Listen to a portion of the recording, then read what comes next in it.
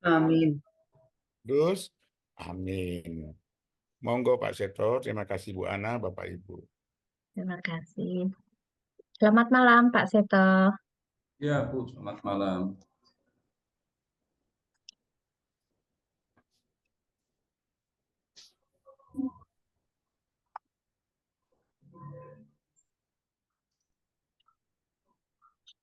Baik, selamat malam, Bu, Bapak, dan saudara-saudara semua. Selamat malam, Pak. Malam. Malam, Pak Seto. Malam, Pak. Di pertemuan yang lalu kita sudah melihat awal kehidupan Musa. Kita sudah melihat bagaimana Musa itu dilahirkan dan kemudian sampai dengan Musa dipanggil dan diutus Allah untuk membawa orang Israel keluar dari Mesir. Nah, kalau kita mengingat kembali panggilan Musa ini, kita bisa lihat bagaimana Musa berusaha berkelit dari tugas yang dipercayakan Tuhan kepadanya. Dia tahu pekerjaan atau tugas yang diberikan Tuhan kepadanya itu bukanlah tugas yang ringan. Nah, kemudian sekarang begini, yang kita lihat itu adalah orang Israel ditindas dan kemudian berteriak-teriak minta tolong, tentu saja supaya dilepaskan, dibebaskan dari perbudakan. Nah, kemudian Musa itu diutus untuk membawa mereka keluar dari Mesir. Nah, bisa jadi kalau belum pernah membaca teks, belum membaca kisah, orang beranggapan tugas Musa itu bisa dikatakan ya sederhana. Kenapa? Karena ya Tuhan sudah menyuruh dia, memberikan kemampuan kepada dia untuk membuat tanda, membuat mukjizat gitu ya. Lalu pergi menghadap Firaun menunjukkan mukjizat, lalu dia diterima oleh orang Israel, lalu orang Israel pergi ngikutin Musa. Kayaknya begitu kalau belum baca teks. Tapi ketika kita melihat yang ada di dalam teks kitab suci, yang dihadapi oleh Musa justru sebaliknya. Di satu sisi, dia harus berhadapan dengan Firaun, tetapi di sisi yang lain, dia harus berhadapan dengan kesulitan yang datang dari antara orang-orang Israel sendiri. Nah, malam ini kita akan lihat bagaimana Musa itu memimpin orang Israel keluar dari Mesir. Dan kita akan melihatnya Bapak Ibu mulai dari kitab Keluaran bab 5. Silahkan dipersiapkan teksnya, Keluaran bab 5.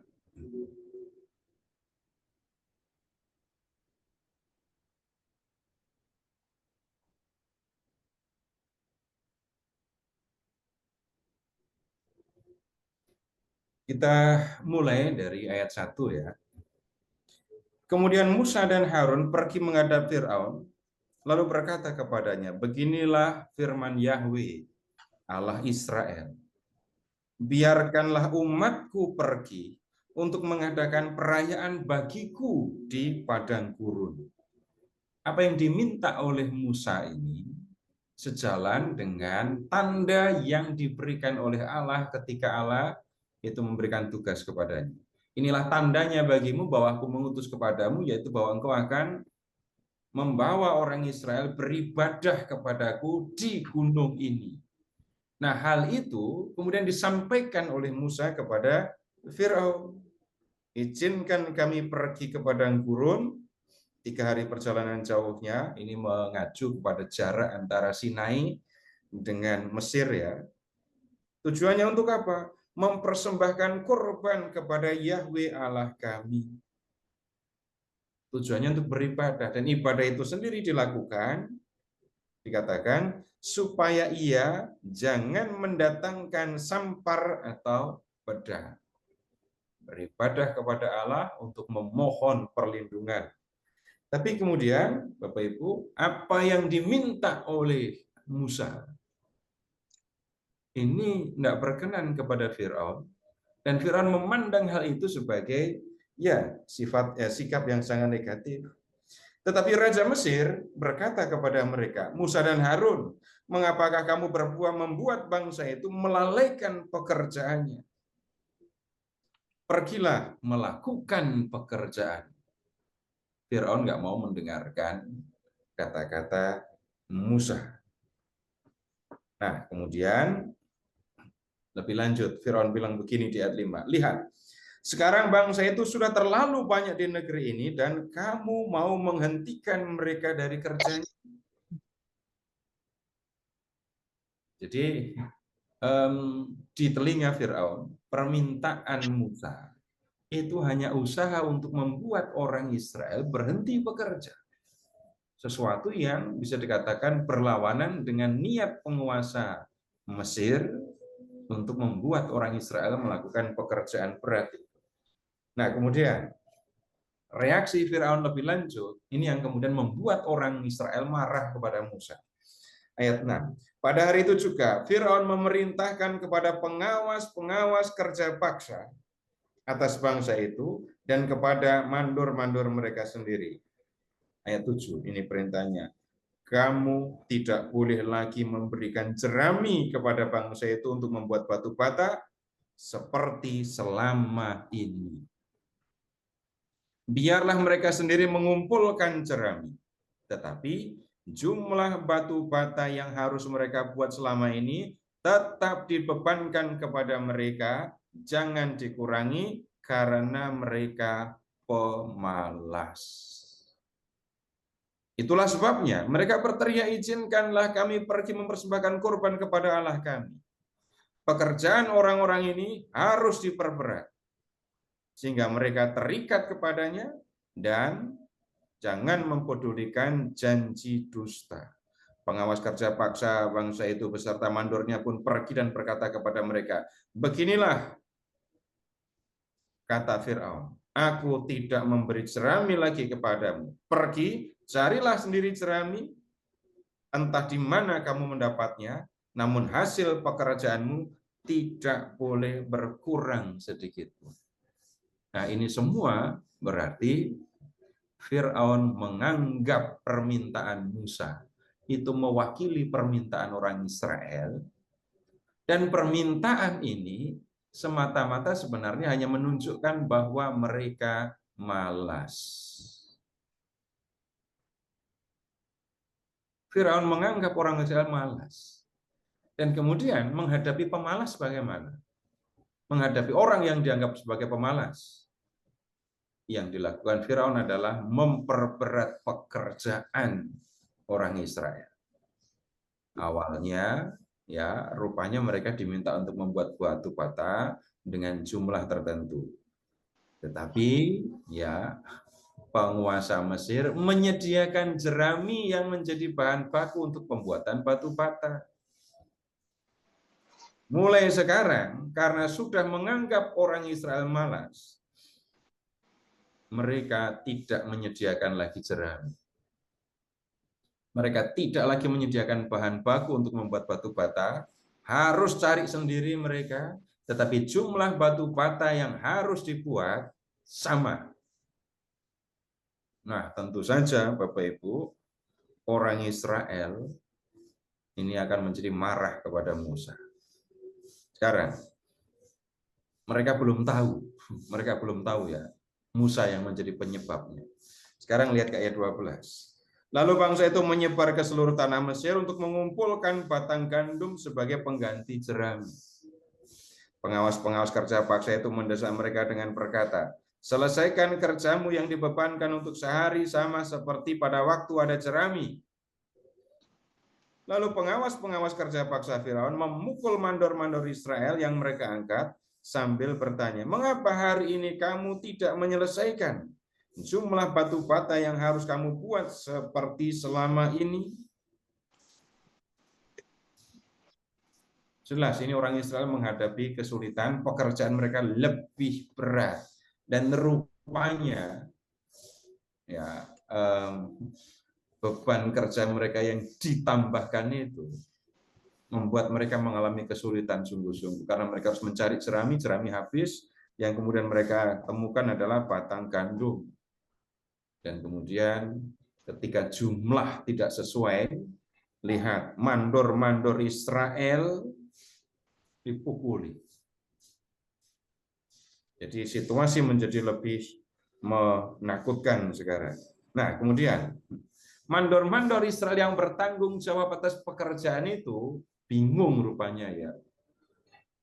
Kenapa Fir'aun bersikap seperti ini menambah beban kerja mereka? 15. Sesudah itu mandor-mandor Israel pergi kepada Fir'aun dan berseru kepadanya, "Mengapa Tuanku bertindak seperti ini terhadap hamba-hambamu ini? Jerami tidak diberikan lagi kepada hamba-hambamu ini. Ataupun begitu, kami diperintahkan buatlah batu bata. Lihatlah, hamba-hambamu ini dipukuli, padahal orang-orang tuankulah yang bersalah." John, handphonenya nggak ada. John,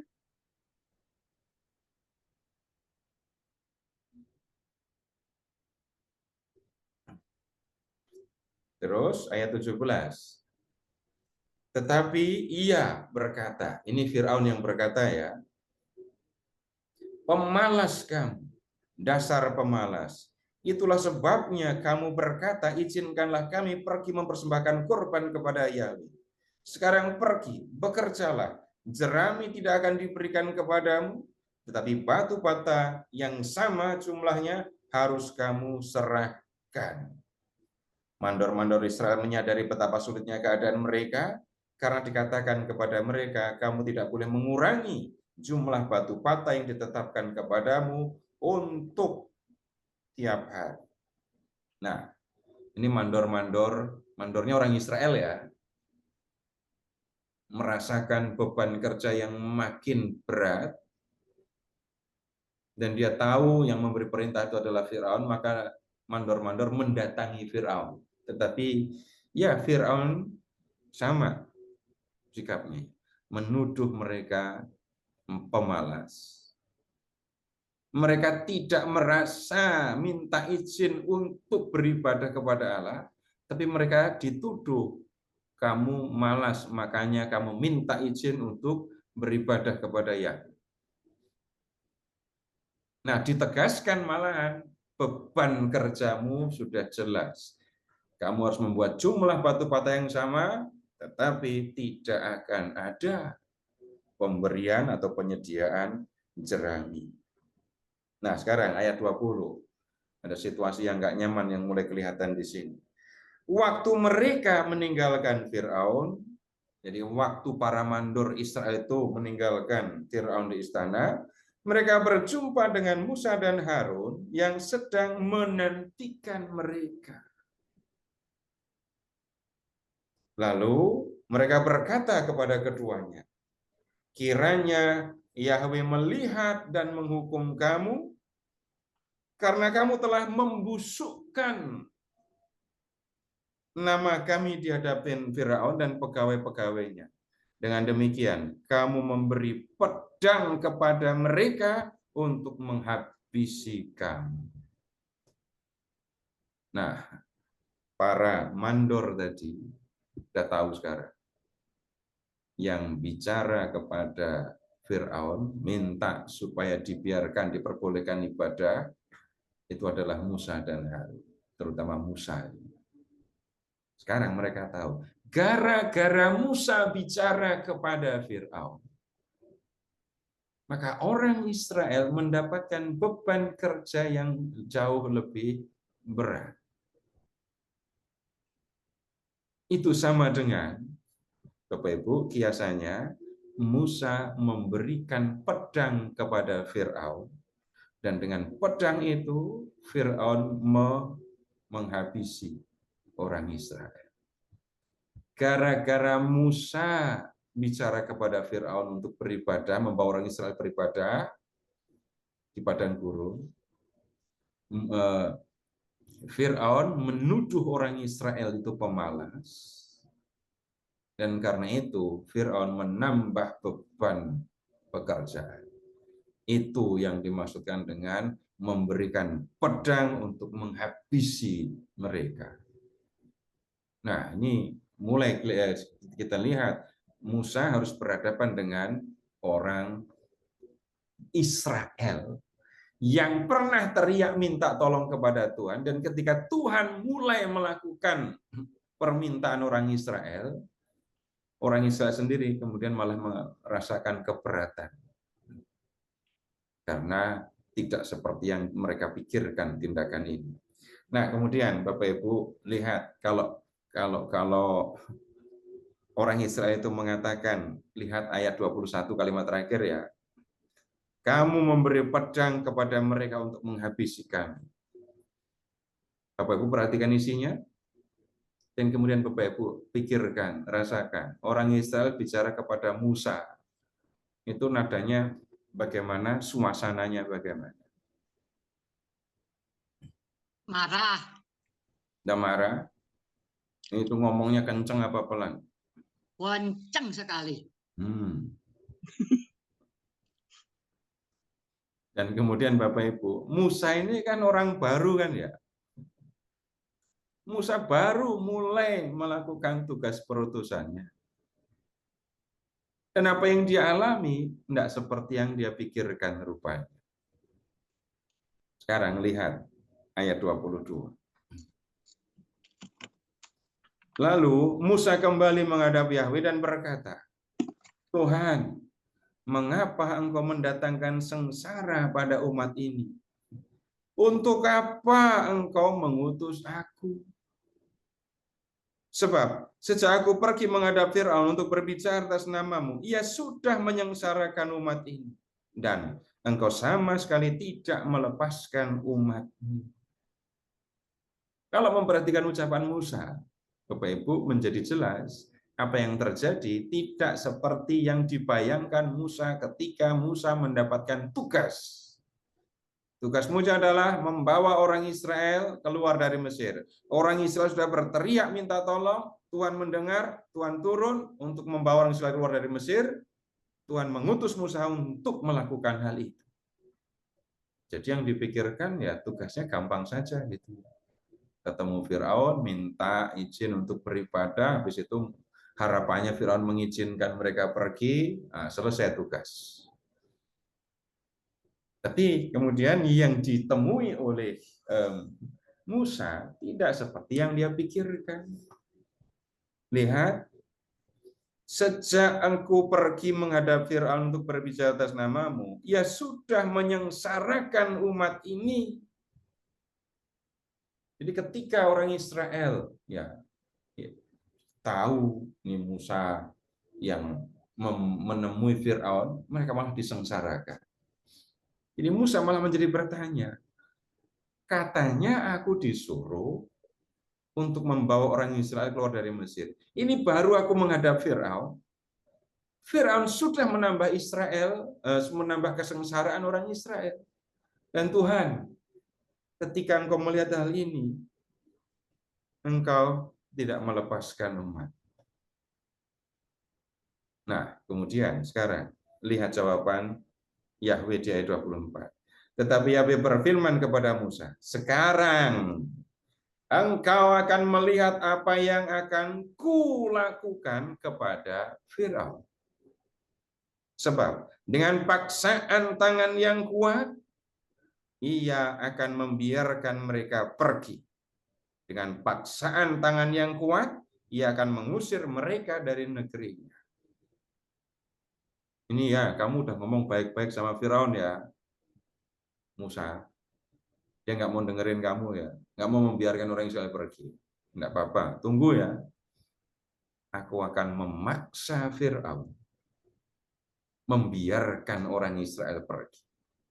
Bahkan aku akan membuat orang Mesir, aku akan membuat Firaun mengusir kamu. Enggak tahan menghadapi kamu, maka Firaun akan mengusir kamu. Nah, sekarang Bapak Ibu perhatikan kata paksaan tangan yang kuat. Perhatikan tangan yang kuat. Bagaimana tangan kuat itu? Kalau Bapak Ibu membayangkan tangan Tuhan itu gedenya seberapa?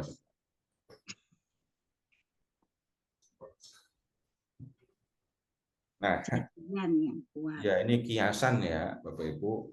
Kalau mendengar kata Tuhan itu punya anggota-anggota tubuh, kalau di Perjanjian Lama, Bapak Ibu kan sering menemukan itu.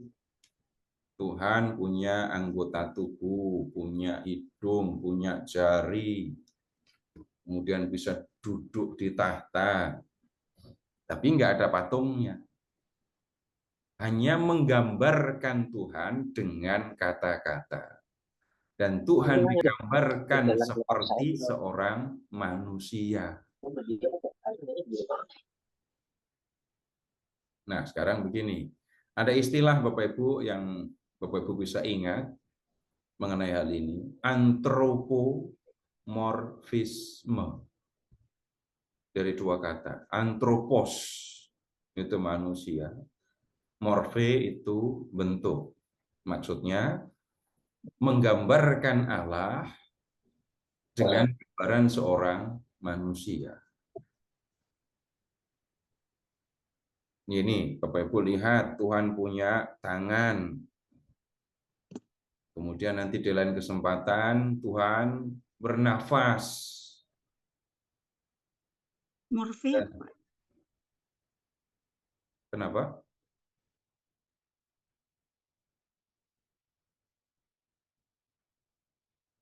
Lihat ayat 24 itu. Sebab dengan paksaan tangan yang kuat ia akan membiarkan mereka pergi. Tangan siapa? Nggak mungkin tangan Musa.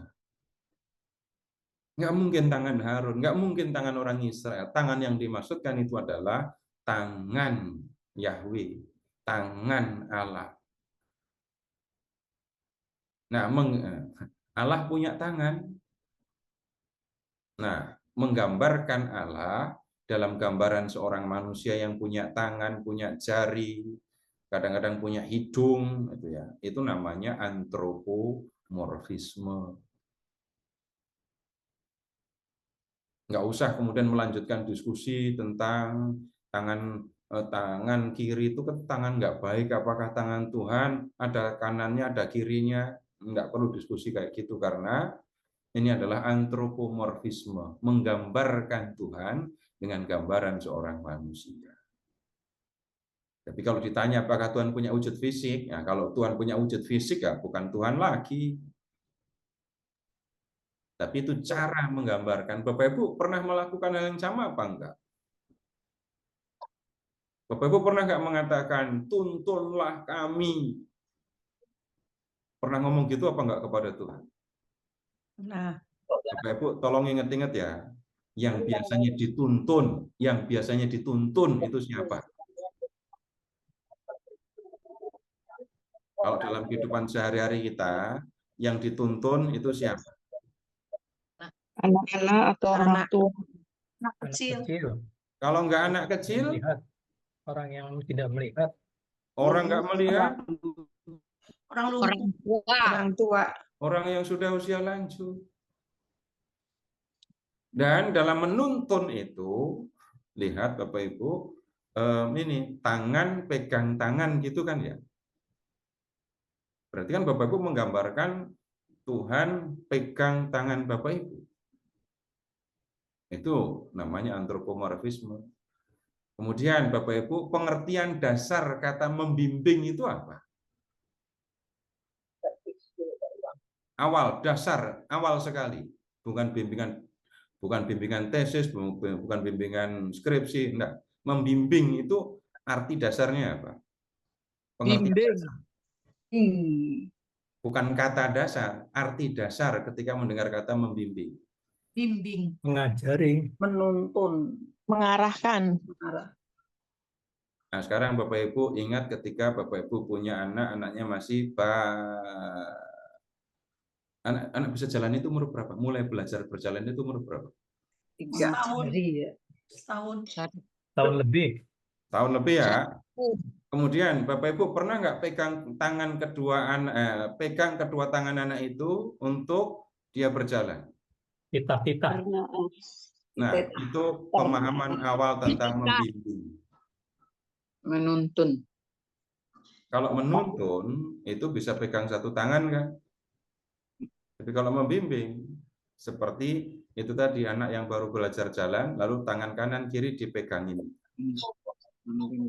Jadi kalau Bapak Ibu mendengar kata bimbinglah kami, terus tangan Bapak Ibu dua-duanya naik ke atas gitu. Enggak kan? Nah, itu gambaran, itu kiasan ya untuk berbicara tentang relasi antara manusia dengan Tuhan. Akrabnya, dekatnya seperti itu. Tuhan membimbing, Tuhan menuntun. Jadi gambaran yang ada di Perjanjian Lama yang disebut antropomorfisme itu seringkali masih kita gunakan. Kalau mengatakan Tuhan tolonglah kami, berarti mengandaikan Tuhan punya tangan. Mendengar kata bimbinglah kami, Tuhan menggunakan kedua tangannya, begitu. Tapi sekali lagi itu gambaran manusiawi ya, untuk mengungkapkan relasi antara ini manusia dengan Tuhan. Nah, kemudian sekarang kita akan lihat bagaimana tangan Tuhan itu bekerja, tangan yang kuat itu memaksa Firaun untuk membiarkan orang Israel pergi.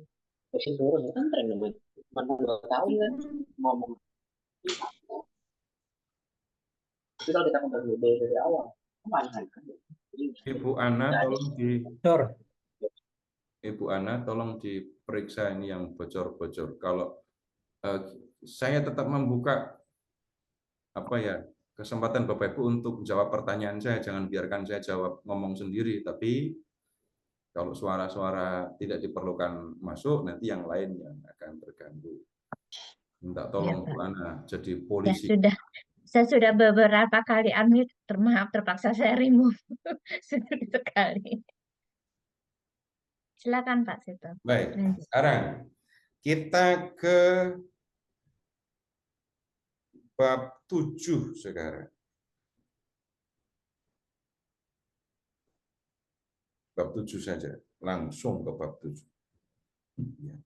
Lihat ke ayat ini, di akhir bab 6 itu Tuhan memberi perintah kepada Musa untuk bertemu dengan Firaun. Lalu Musa mengatakan, aku nggak pandai bicara, aku nggak pintar bicara, ayat 29.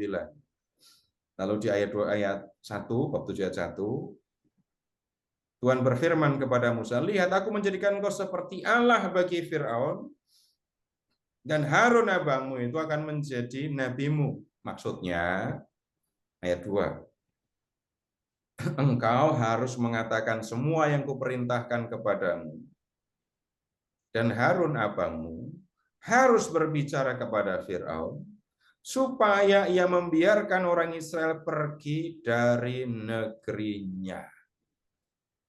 Jadi Musa kan nggak pinter omong. Bapak Ibu tahu nggak umur Musa waktu itu berapa? Coba lihat ayat 80. Lihat ke ayat 7. 80 tahun. Itu kalau situasi yang normal, kalau 80 tahun itu nggak fasih bicara atau sudah susah bicara? Susah bicara. Susah nyusun-nyusun kalimat. Ya, Bapak Ibu, ini saya bertanya sungguhan ya. Kalau umur sudah 80 tahun itu, orang sudah masih bisa omong cepat apa enggak? Sudah lambat. Sudah lambat itu ya. Iya. Nah, belum lama saya bertanya kepada orang yang memang usianya sudah 80-an itu. Yang saya tanya bukan soal berbicara, saya bukan bertanya, tapi saya mendengar cerita. Bukan hanya berbicaranya yang menjadi lambat, kemampuan untuk berpikirnya itu melambat. Sehingga kalau diminta menulis yang agak panjang gitu, itu berat. Tapi kalau cuma satu artikel pendek-pendek gitu, dia bisa lakukan cepat. Nah, yang terjadi dengan Musa ini agak beda ini ya. Umur 80 baru mulai bicara dan mengatakan susah berbicara. Nah, kemudian sekarang kita lihat lalu cara yang solusi yang diberikan Tuhan. Tuhan kan bicara kepada Musa.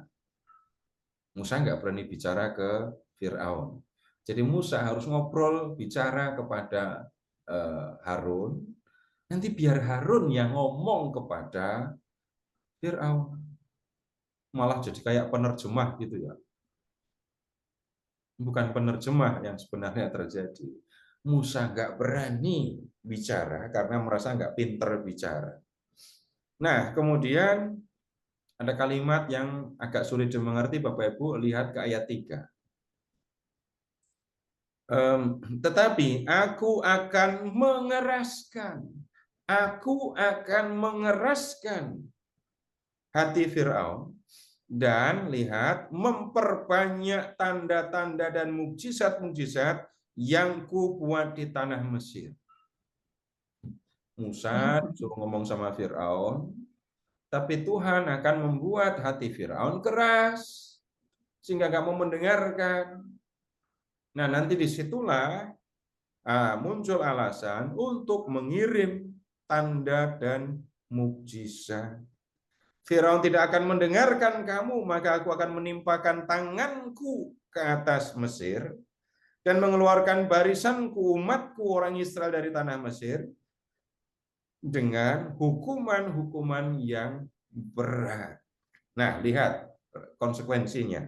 Orang Mesir akan mengetahui bahwa akulah Yahweh ketika aku mengacungkan tanganku terhadap Mesir dan membawa orang Israel keluar dari antara mereka. Urutannya, Bapak Ibu, tolong perhatikan urutannya ya. Ulang lagi.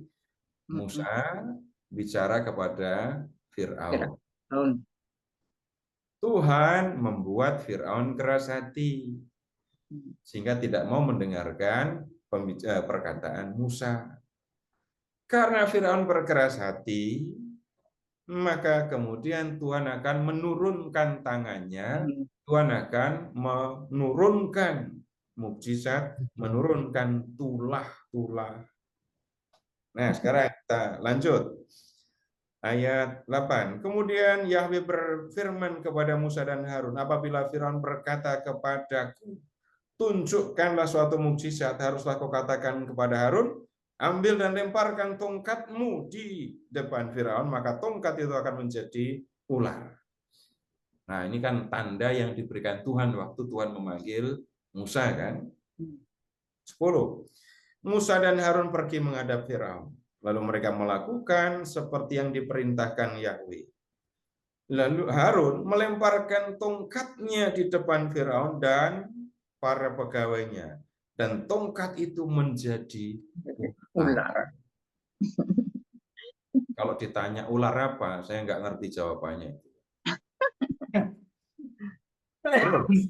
Kemudian Firaun memanggil orang berilmu dan ahli sihir. Ahli ilmu gaib Mesir itu pun dengan ilmu mantra mereka membuat hal yang serupa. Maksudnya mereka juga melemparkan tongkat, tongkat juga jadi ular. Nah, kemudian masing-masing mereka melemparkan tongkatnya. Dan tongkat-tongkat itu menjadi ular. Tetapi tongkat Harun menelan tongkat-tongkat mereka. Cuma di sini Bapak Ibu ketemu dengan tongkat menelan tongkat. Ular. Lihat teksnya itu.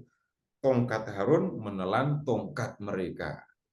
Tapi dalam keadaan sebagai ular. Rugi dong mereka kehilangan tongkat ya. Nah, kemudian sekarang Firaun berkeras hati sehingga tidak mau mendengarkan mereka seperti yang telah difirmankan Yahweh. Ya, Musa hanya minta supaya orang Israel pergi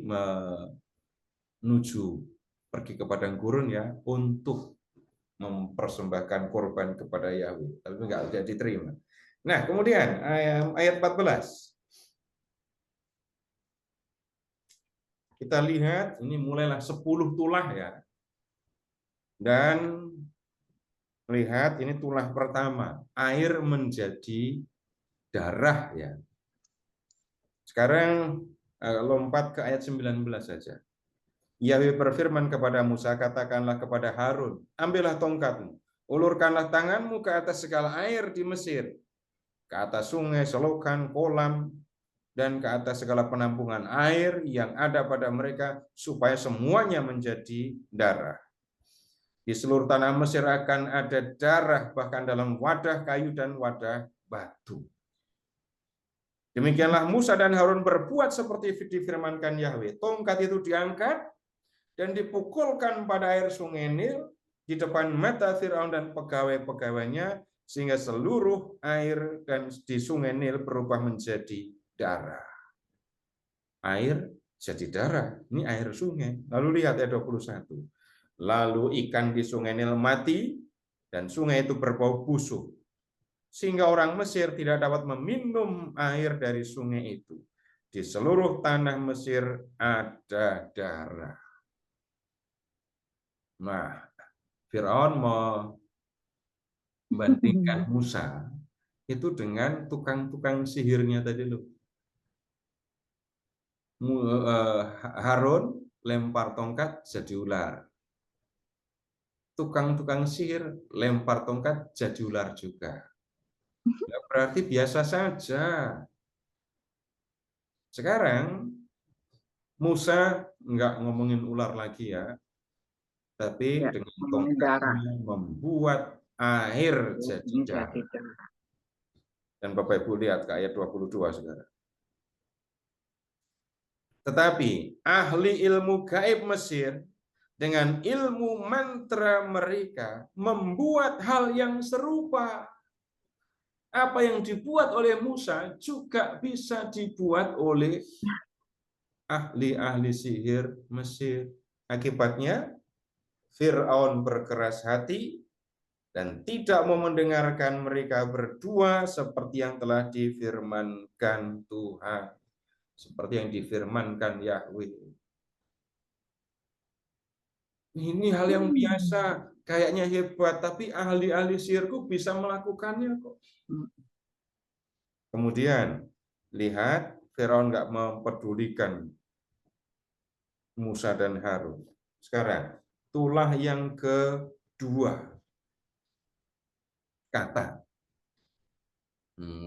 Kalau cuma sepiring, nggak jadi tulah gitu ya. Apalagi sudah matang, nggak akan disebut ini tulah. Tapi Bapak Ibu membacanya begini ya, kata itu termasuk binatang yang haram. Karena binatang ini melanggar hukum Tuhan. Ketika menciptakan alam semesta, itu kan Tuhan menentukan. Di air, ini kamu hidup binatang-binatang. Di darat, ini ada binatang-binatang. Ada binatang darat, ada binatang di air.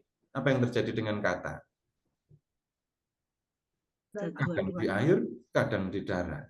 Wah, ini melanggar hukum Tuhan. Nggak boleh dimakan. Nah, untuk orang Yahudi, untuk orang Israel, kata itu termasuk binatang yang nggak boleh dimakan. Binatang yang haram, binatang yang menjijikkan gitu ya. Nah, ayat 5. Berfirmanlah Yahweh kepada Musa, katakanlah kepada Harun, ulurkanlah tanganmu dengan tongkatmu ke atas sungai, selokan, kolam, sehingga kata-kata bermunculan meliputi tanah Mesir. Lalu Harun mengulurkan tangannya ke atas segala air di Mesir, sehingga kata-kata bermunculan menutupi tanah Mesir. Tetapi ahli ilmu gaib itu pun dengan ilmu-ilmu mantra mereka membuat hal yang serupa. Akibatnya kata-kata permunculan meliputi tanah Mesir. Jadi jumlah kata makin banyak. Sekali lagi, kalau jumlahnya cuma sedikit, mungkin untuk orang Mesir nggak masalah. Tetapi kalau jumlahnya menjadi banyak, ya ini benar-benar merepotkan. Bapak Ibu lihat ke ayat 8. Kemudian Firaun memanggil Musa dan Harun serta berkata, berdoalah kepada Yahweh supaya ia menyingkirkan kata-kata itu dariku dan dari rakyatku, maka aku akan membiarkan bangsa itu pergi mempersembahkan kurban kepada Yahweh. Nah, kemudian Musa berdoa, kata-kata menghilang, ya, kata-kata menghilang. Tapi kemudian lihat ayat 13. Yahweh melakukan seperti yang diminta Musa sehingga kata-kata itu mati di rumah, di halaman dan di ladang. Bangkai-bangkainya dikumpulkan bertumpuk-tumpuk sehingga tanah itu berbau busuk. Ayat 15. Tetapi ketika Firaun melihat keadaan mulai pulih, ia mengeraskan hatinya dan tidak mau mendengarkan mereka. Waktu melihat kata yang besar sekali jumlahnya tadi, Firaun terganggu. Udah kamu berdoa kepada Tuhan supaya menyingkirkan kata-kata itu, lalu habis itu kamu pergi sana, beribadah kepadanya. Tuhan memenuhi permintaan Firaun, kata-kata mati semua. Begitu kata-kata pada mati, Firaun nggak menepati omongannya, tetap berkeras hati dan tidak membiarkan orang Israel pergi. Itulah yang ketiga, nyamuk. Kalau menurut Bapak Ibu, menurut perasaan Bapak Ibu, lebih ganggu mana? Nyamuk apa kata?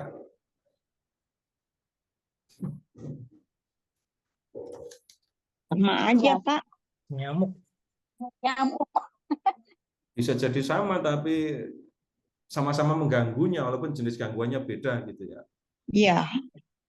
Ayat 16. Berfirmanlah Yahweh kepada Musa, katakanlah kepada Harun, ulurkan dan pukulkan tongkatmu ke debu tanah, sehingga debu tanah itu menjadi nyamuk di seluruh tanah Mesir. Lalu mereka berbuat demikian. Lalu lihat, Harun mengulurkan tangannya dengan tongkatnya dan memukulkannya ke debu tanah, sehingga nyamuk-nyamuk itu hinggap pada manusia dan binatang. Seluruh debu tanah menjadi nyamuk di seluruh tanah Mesir. Ahli ilmu gaib pun dengan ilmu mantra mereka membuat hal yang serupa untuk menjadikan nyamuk-nyamuk, tetapi mereka tidak mampu. Tunggu, ini tulah keberapa? 3. Nah, baru tulah ketiga mereka sudah tidak mampu lagi. Tidak bisa berbuat seperti waktu tulah yang ke-1 dan ke-2 ya. Di tulah yang ketiga, lihat, ahli-ahli sihir, ilmu-ilmu gaib enggak sanggup melakukan seperti yang dibuat oleh Musa. Berikutnya, sekarang silahkan lihat ke tulah yang keempat ya. Tulah yang keempat. Ini tulahnya apa yang keempat ini? Lalat pikat. Bapak Ibu tahu lalat pikat? Nggak ngerti. Yang garis-garis ya, Pak. Yang garis-garis ya, Pak. Lalat pikat. Gini, Bapak Ibu mungkin kalau ada yang mungkin malah ada yang tahu bahasa Jawanya, tapi bahasa Indonesianya nggak biasa. Bapak Ibu pernah lihat ini lalat yang menghinggapi sapi atau kuda lalu menghisap darah itu? Menghisap darah. Oh, nggak pernah, Pak. Nggak pernah. Tata. Hisap darah orang Bahasa juga. Jawanya itu. Iya, bahasa Jawanya tata. Garis kan ya, Pak? Kenapa? Menghisap darah orang Garis-garis, juga. ada garis-garisnya gitu. Waktu tinggal di kampung Bukan, sering. yang menjadi tekanan bukan soal garisnya, Bu. Dia kalau Lalat. kalau menggigit sakit. Iya, Pak. Karena lalat yang Ibu lihat di dapur, di nasi, itu cuma menghinggapi, terus nggak tahu apa yang dikerjakan gitu kan ya. Tapi yang disebut lalat pikat, itu lalat yang menghinggapi Menghisap darah. ternak, menghisap darah. Oh, ada ya Pak ya lalat yang menghisap darah? Iya. Ada. Baru tahu saya. Manusia juga yang bisa, biasa saudara. beternak atau pelihara sapi, kambing, ya baru akan lihat. Kalau di dalam kehidupan di rumah nggak akan ketemu. Lalatnya gede-gede. Gede beneran ya. Kok gigit orang ya pasti kesakit.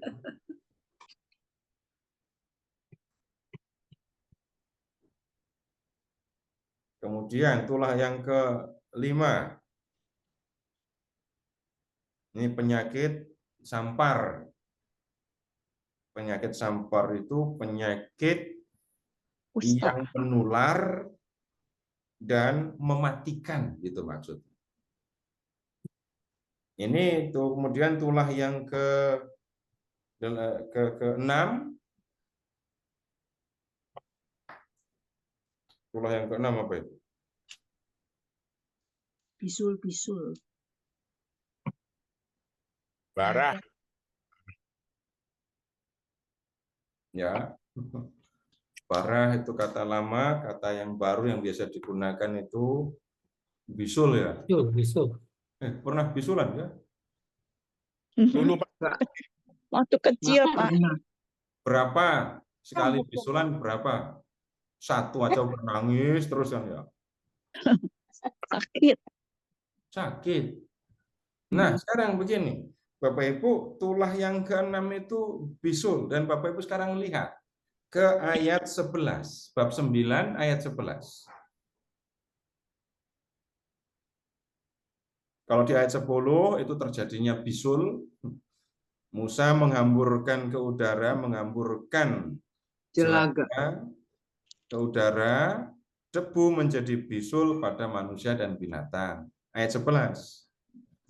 Ahli ilmu gaib tidak sanggup bertahan menghadapi Musa karena bisul-bisul itu. Akibatnya apa? Mereka pun bisulan. Kena.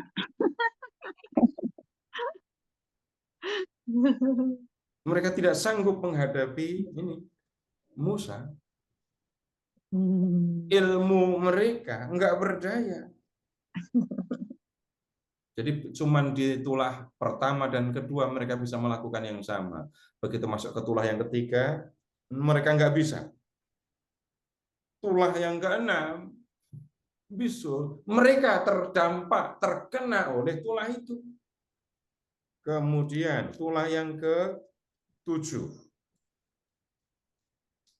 Itu ada hujan es. Berikutnya yang ke-8, bab 10 ya, itu nih belalang.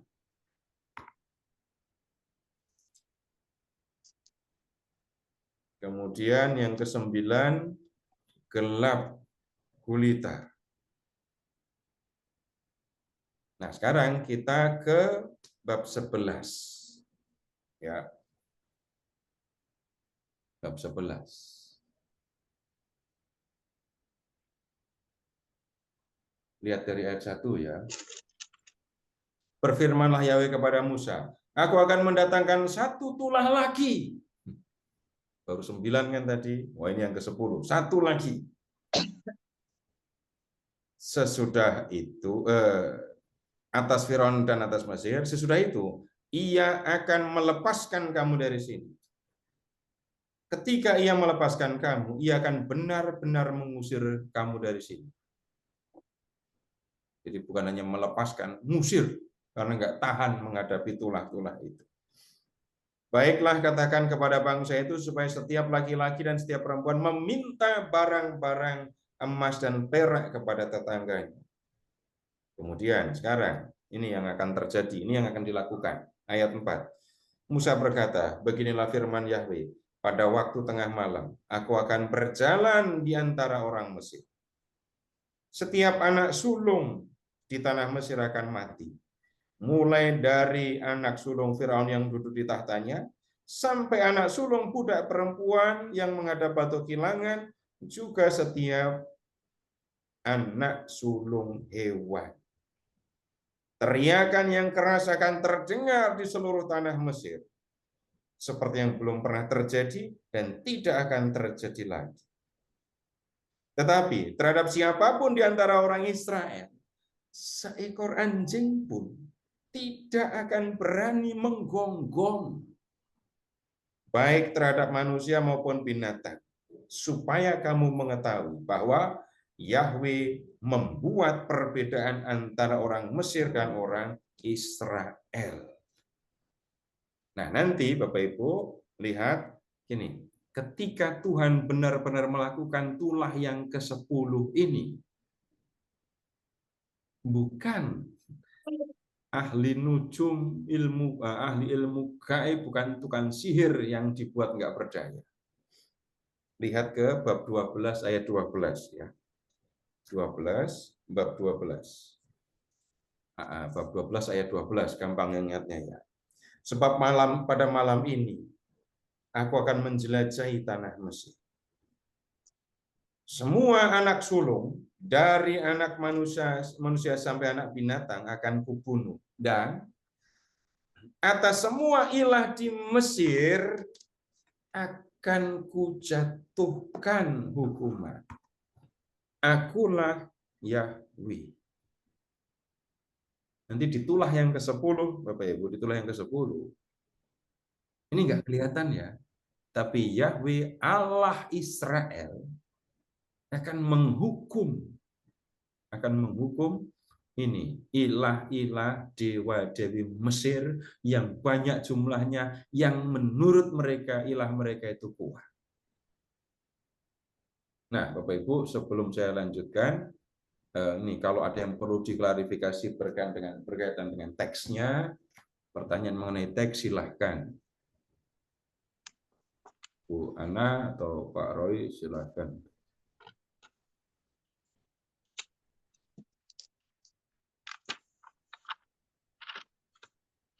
Baik Bapak Ibu. Ya, siapa yang silakan. Yang dimaksud batu kilangan apa ya Pak Seto?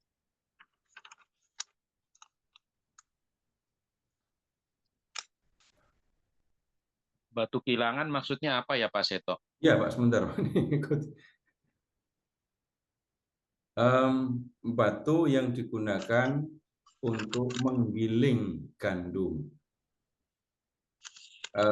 Kalau di Jawa Tengah untuk membuat ini beras menjadi Beras. itu digunakan lumpang dengan alu. Tapi kalau di Israel zaman kuno untuk menggiling gandum menjadi tepung, yang digunakan batu kilangan atau batu giling. Batu giling itu terdiri dari 2, bagian bawah dan bagian atas. Bentuknya ini lingkaran. Bapak Ibu silakan membayangkan batu lingkaran diameter berapa ya, 30 atau 40 cm. Ada asnya untuk kedua batu. Di bagian atas itu ada pegangannya untuk memutar batu. Dan disitulah di antara 2 batu itulah ditempatkan ini butir-butir gandum untuk digiling. Barang siapa menyesatkan seorang dari yang kecil ini, lebih baik batu kilangan dilikatkan pada lehernya dan dicampakkan ke dalam laut. Bapak Ibu silakan membayangkan batu tebal 10-15 cm, kemudian diameter 30-40 cm. Itu batu kilangan. Ya, begitu Pak. Pak, morfe tadi apa artinya Pak? Bentuk. Gambar atau bentuk?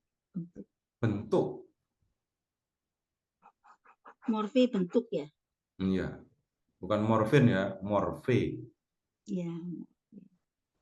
Kasih Pak. Tadi mau tanya soalnya tapi di mute terus. Ya karena waktunya kan ada waktunya sendiri untuk bertanya. Iya. Tadi mau nyerobot. Jadi kalau nyerobot nanti dikira bocor itu. Ya, silahkan lanjut.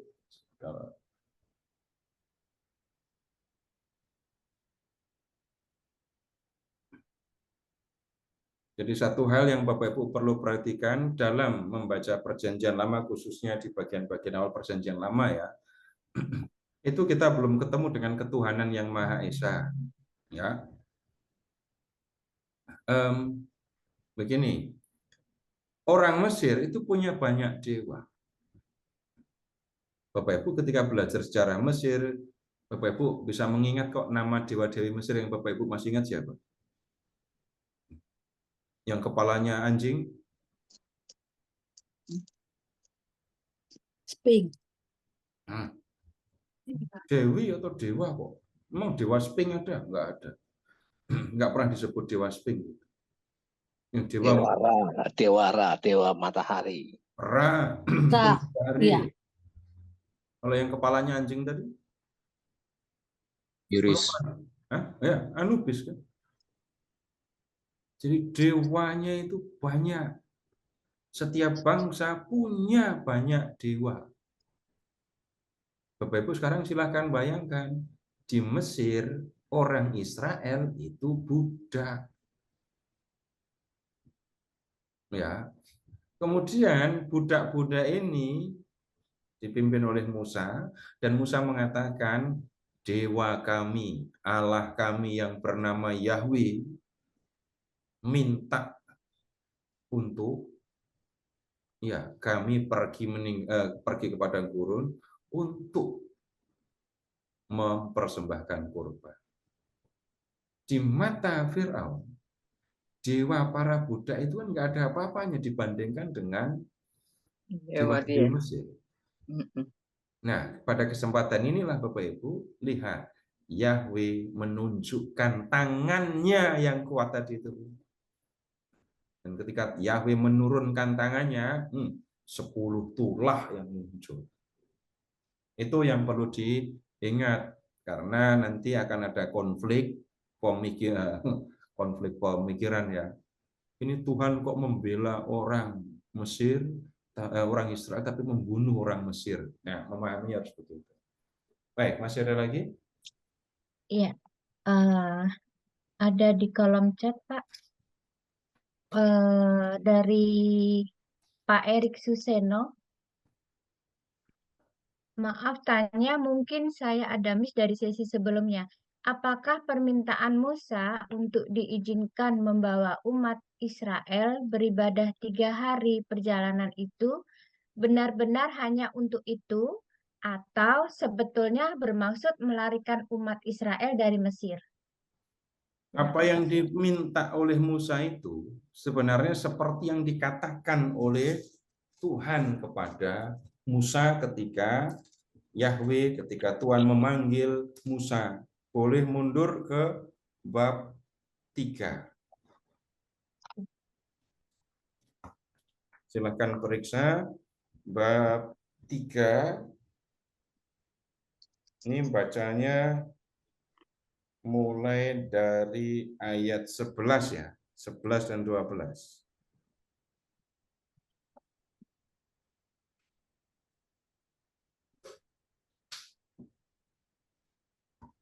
Jadi kalau membaca kisah panggilan Musa, kenapa Musa datang ke Firaun dan minta diperbolehkan pergi ke padang gurun untuk mempersembahkan korban? Nah, sumbernya ada di sini. Inilah tandanya bagimu bahwa aku mengutus engkau. Apabila engkau telah membawa bangsa itu keluar dari Mesir, kamu akan beribadah kepada Allah di gunung ini. Nah, tentang apakah ini cuma muslihat Musa gitu ya. Bapak Ibu kalau melihat kisah tentang ini yang di bab 5 tadi, Musa yang dituduh memberikan pedang kepada Firaun untuk menghabisi orang Israel, Bapak Ibu lihat apakah Musa berpikir tentang muslihat atau Musa hanya lakukan apa yang diminta dikatakan oleh Tuhan. Begitu. Oke, baik Pak. Pertanyaan berikutnya, mohon penjelasan tentang Tuhan mengeraskan hati Firaun. Itu maksudnya Itu bagaimana? tadi yang belum saya sudah sudah sampaikan tadi di awal. Nah, kalau sudah disampaikan pertanyaan yang sudah saya omongkan sekalian. Baik. Bapak Ibu sekarang tolong membuka lagi, mundur ya ke bab 4 Bapak Ibu tolong periksa ayat 10 dan ayat sampai dengan 12. Bab 4 ayat 10 sampai dengan 12. Bapak Ibu periksa baik-baik 3 ayat ini.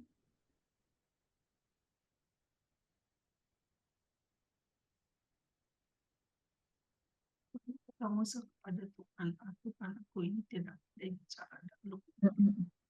Berfirman padaku, berfirman padanya, siapa yang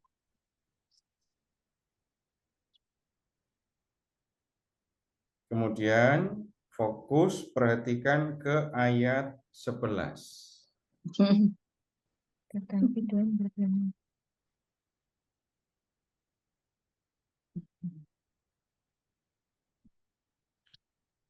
Sudah? Nah, Bapak Ibu perlu hati-hati di sini kan ya. Jadi siapa yang membuat orang itu bisu, tuli, buta? Tuhan. Tuhan. Nggak nyaman kan dengernya? Kalau Bapak Ibu mendampingi saudara-saudara kita yang ini punya kekurangan dalam hal yang seperti ini, coba bilang sama mereka, Tuhan yang membuat kamu kayak gini. Bapak Ibu bisa dapat bonus kursi roda untuk anak-anak, untuk yang menderita cacat sampai susah aja nggak bisa jalan, itu bisa dilempar kursi roda kalau sampai ngomong kayak gitu kan. Susah menerima ini. Tapi kemudian begini sih, kita lihat pemahaman di dalam perjanjian lama ya. Kita lihat pemahaman di dalam perjanjian lama, walaupun Bapak Ibu, jangankan di perjanjian baru, dalam hidup kita sekarang pun kita masih melakukan yang sama. Siapa yang pernah mendengar ada orang yang mengatakan, ini toko saya itu bangkrut, lalu orangnya mengatakan, Tuhan, apa maumu?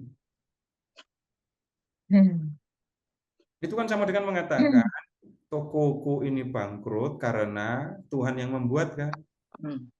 Tuh, jangankan yang kuno, yang sekarang pun orang masih melakukan. Nah, sekarang begini, Bapak Ibu silakan mengingat dalam kisah penciptaan ya.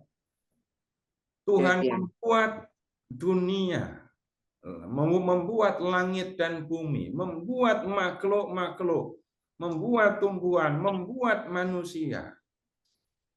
Tuhan yang menciptakan segala sesuatu. Itu yang menyelenggarakan. Tuhan berkuasa atas bumi dan langit, atas makhluk yang Dia ciptakan. Nah, dalam perjanjian lama, apapun yang terjadi, baik atau buruk, menyenangkan atau menyedihkan, Tuhan yang berkuasa atasnya. Yang pertama itu. Kemudian yang kedua begini, Bapak Ibu, setiap bangsa itu punya dewa, punya ilah sendiri-sendiri. Dan setiap ilah itu, setiap dewa itu punya wilayah kekuasaan masing-masing. Punya wilayah kekuasaan masing-masing. Bapak Ibu bisa mengingat, kita rasanya pernah belajar tentang orang-orang asing yang ditempatkan di Samaria. Mereka tinggal di tanah Israel, ibu kotanya Samaria, tapi mereka tidak menyembah Yahweh Allah Israel. Akibatnya apa? Yahweh melepas singa, lalu menerkam mereka. Nah, maksudnya begini, mereka ada di tanah Yahweh, kok bisa-bisanya mereka menyembah ilah-ilah lain yang mereka bawa dari negeri asal mereka. Nah, ini tanah Israel, ini wilayah kekuasaan Yahweh. Terbatas kekuasaannya dulu ya. Setiap bangsa punya ilah dan kekuasaan ilah-ilah terbatas. Tapi beda dengan Allah Israel. Allah Israel, Yahweh, ada di Mesir, dan kemudian di Mesir dia melakukan apapun yang dia kehendaki. Dia berlaku seperti itu terhadap Mesir, terhadap Firaun, mengeraskan hati. Kemudian kepada ilah-ilah atau dewa-dewi Mesir, lihat, Yahweh menghukum mereka.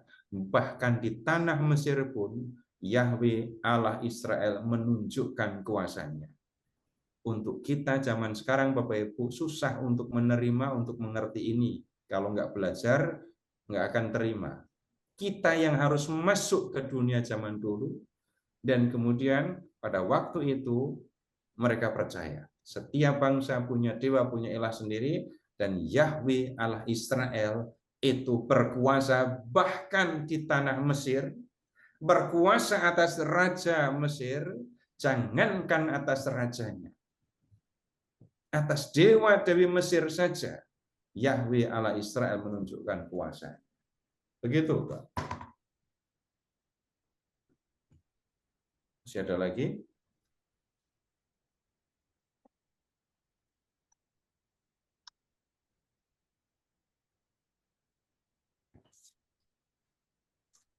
Boleh dari sambungan dari Pak Erik, Pak? Iya, silakan. Menanggapi kitab Keluaran yang tadi, berarti Musa tidak bermuslihat ya, Pak? Tetapi sebagai tanda bagi Musa bahwa Yahweh yang mengutus dan menyertai dia membebaskan umat Israel dari Mesir. Iya, jadi kalau kita memperhatikan kisah secara menyeluruh, kita tidak ketemu dengan Musa yang bermuslim. Saya pernah curiga dengan yang seperti itu. Ini maksudnya apa? Ketika diminta oleh Tuhan, itu kan Musa diminta untuk membawa orang Israel keluar dari Mesir dan membawa mereka ke Kanaan. Itu yang diperintahkan.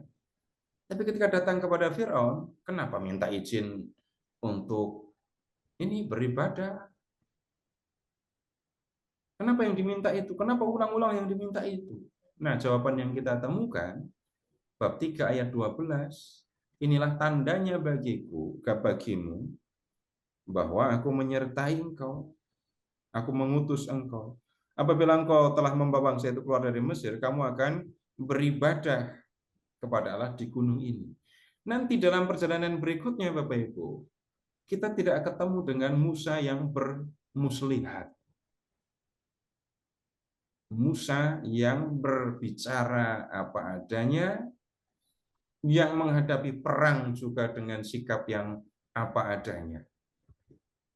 Nah, itu nanti lebih lanjut dalam perjalanan, Bapak Ibu juga silahkan periksa perjalanan Musa, dan kita ketemu dengan Musa yang menghadapi semuanya ini seolah-olah ya sudah, Tuhan bilang begini, aku lakukan begini. Sekali Musa tidak melakukan seperti yang dibilang Tuhan, nggak boleh masuk Kanaan. Nanti pada waktunya kita akan lihat. Ya, masih ada lagi nggak, Bu? Sudah cukup, Pak. Sudah cukup? Baik, kita lanjut sekarang. Bapak Ibu silahkan ke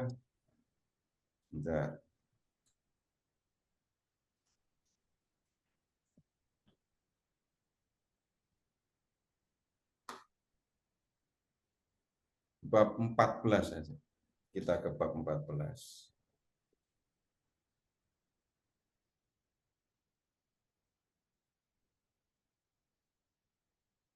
Nanti refleksinya apa yang kita bisa pelajari belakangan ya, kita lihat kisahnya ini dulu. Bab 14. Ini kisah ceritanya orang-orang Israel sudah meninggalkan Mesir. Ya.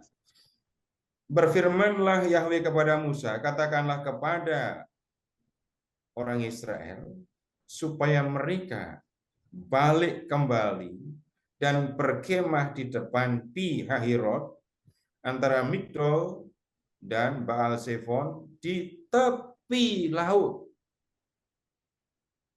Firaun akan berkata tentang orang Israel, mereka telah tersesat di negeri ini, padang gurun telah mengurung mereka.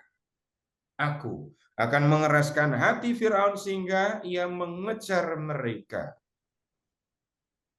Terhadap Firaun dan seluruh pasukannya, aku akan menyatakan kemuliaanku, sehingga orang Mesir akan mengetahui bahwa akulah Yahweh.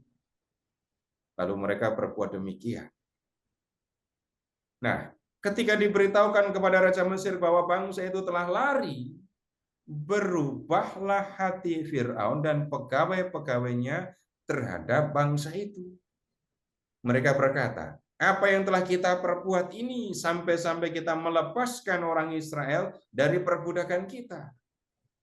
Kemudian ia memasang keretanya dan membawa serta rakyatnya. Ia membawa 600 kereta yang terpilih. Ya, semua kereta Mesir masing-masing lengkap dengan perwiranya. Demikianlah Yahweh mengeraskan hati Firaun Raja Mesir itu, sehingga ia mengejar orang Israel. Tetapi orang Israel berjalan terus dipimpin oleh tangan yang tinggi. Kemudian orang Mesir dengan semua kuda dan kereta Firaun, tentara berkuda dan pasukannya, mengejar mereka dan mendapati mereka pada waktu mereka berkemah di tepi laut dekat Pi Hahirot di depan Baal Zephon. Ketika Firaun telah dekat, orang Israel menoleh dan tampaklah orang Mesir menyusul mereka. Orang Israel sangat ketakutan dan mereka berseru-seru kepada Tuhan. Mereka berkata kepada Musa, apakah tidak ada kuburan di Mesir sehingga engkau membawa kami untuk mati di padang gurun ini? Apakah yang telah kau perbuat ini terhadap kami dengan membawa kami keluar dari Mesir? Bukankah sudah kami katakan kepadamu di Mesir, jangan ganggu kami dan biarlah kami bekerja pada orang Mesir? Sebab lebih baik kami bekerja bagi orang Mesir daripada mati di padang gurun ini. Tetapi Musa berkata kepada bangsa itu, jangan takut, berdirilah teguh. Lihatlah keselamatan dari Yahweh yang akan diberikannya kepadamu hari ini. Sebab orang Mesir yang kamu lihat hari ini tidak akan kamu lihat lagi untuk selama-lamanya. Yahweh akan berperang untuk kamu dan kamu berdiam diri saja. Nah, Bapak Ibu, ini baru saja mereka keluar dari Mesir. Musa sudah harus berhadapan dengan soal yang lain-lain. Kalau Bapak Ibu jadi ini leader, lalu berada dalam situasi seperti yang dihadapi Musa, Bapak Ibu akan buat apa? Ambil tanggung jawab atau resign? Enggak lah. Situasinya begini, Bapak Ibu silahkan lihat di ayat 2 ya, ayat 2, dan kemudian lihat di ayat 9. Orang Israel kemah, ya, berkemah di tepi laut. Kemudian Firaun yang sudah sadar dengan situasi, dia merasa rugi, merasa sudah salah membiarkan orang Israel keluar dari Mesir, sadar. Lalu Firaun mengerahkan pasukan, Mengejar mereka. ini pasukan khusus loh ya. 600 kereta. Pasukan berkuda, kereta lengkap dengan perwira. Sehingga yang ada adalah di depan itu ada laut, di belakang pasukan Mesir.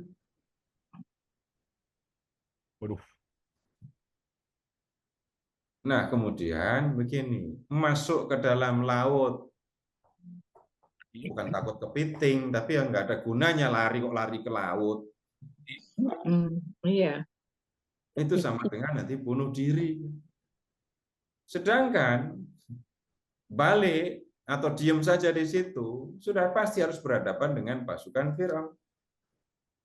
Dan masalahnya Bapak Ibu, bukan hanya mereka akan diajak untuk pulang ke Mesir. Disiksa. Kenapa? Bapak Ibu coba lihat marahnya orang Israel tadi. Ini kalau sampai mereka tertangkap oleh pasukan Mesir, mereka akan diperlakukan sebagai budak yang melarikan diri kan. Jadi celaka. Dan ini masalah serius. Nah, dalam situasi yang seperti ini Bapak Ibu, orang Israel panik. Dan dalam kepanikannya, lihat, menyalahkan siapa? Musa. Mereka lupa pernah teriak-teriak minta tolong kepada Tuhan untuk dibebaskan dari Mesir, teriak-teriak minta tolong, Tuhan datang membebaskan untuk membebaskan. Tuhan sudah menunjukkan tangannya yang kuat dengan 10 tulah itu. Ketika berhadapan dengan laut dan pasukan, Bapak Ibu lihat pikiran, omongan orang Israel. Ya, emangnya nggak ada kuburan lagi di Mesir? Sampai kamu membawa kami ke padang gurun cuma supaya mati di gurun. Padang gurun.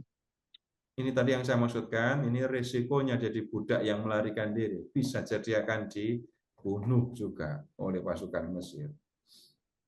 Nah, kemudian lihat yang berikutnya. Apa yang kau perbuat ini terhadap kami dengan membawa kami keluar dari Mesir? Musa itu bertindak emangnya karena idenya sendiri. Kalau Musa ngomong apa adanya gitu ya. Sebenarnya waktu Tuhan mengutus aku itu aku udah males. Mau. Kenapa? Ya aku kan kenal sama kalian. Jadi Musa enggak, tapi Musa tidak mengatakan dulu aku menolak tugas ini loh. Karena tahu susah ngadepi kalian gitu ya. Tapi kemudian ya mereka marah kepada Musa ya. Dan kemudian mereka bisa-bisanya mengatakan waktu itu kami sudah minta, sudah bilang sama kamu jangan ganggu kami. Kalau di dalam teks awal kitab Keluaran kita tidak menemukan kalimat-kalimat seperti ini ya.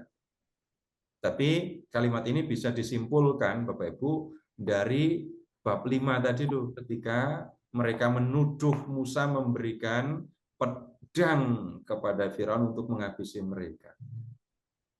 Itu gangguan awal yang dirasakan oleh orang Israel. Mereka udah bekerja tenang gitu saja, diperbudak nggak apa-apa. Tapi kemudian ya Musa melakukan apa yang diperintahkan oleh Yahweh Allah mereka. Nah, kemudian lihat sekarang lebih baik kami bekerja bagi orang Mesir daripada mati di padang gurun ini. Ini kalau bapak saya dengar pasti ikut marah ya. Bapak saya dulu termasuk yang mengatakan merdeka atau mati kok. Ini malah mengatakan apa? Mendingan diperbudak daripada mati. Ini orang Israel sikapnya seperti ini. Dan Bapak Ibu, Musa dalam situasi yang nggak nyaman kan ya. Dia bertindak karena Tuhan yang mengutus. Tuhan mengutus Musa karena permintaan atau harapan atau teriakan seruan orang Israel. Nah, kemudian sekarang Musa yang menghadapi tuduhan berniat membunuh orang Israel di gurun. Dan Bapak Ibu sekarang lihat tanggapan Musa terhadap mereka.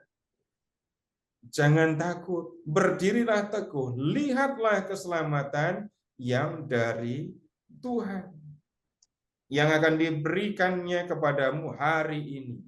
Bapak Ibu, tolong lihat ke bab 14 ayat 1.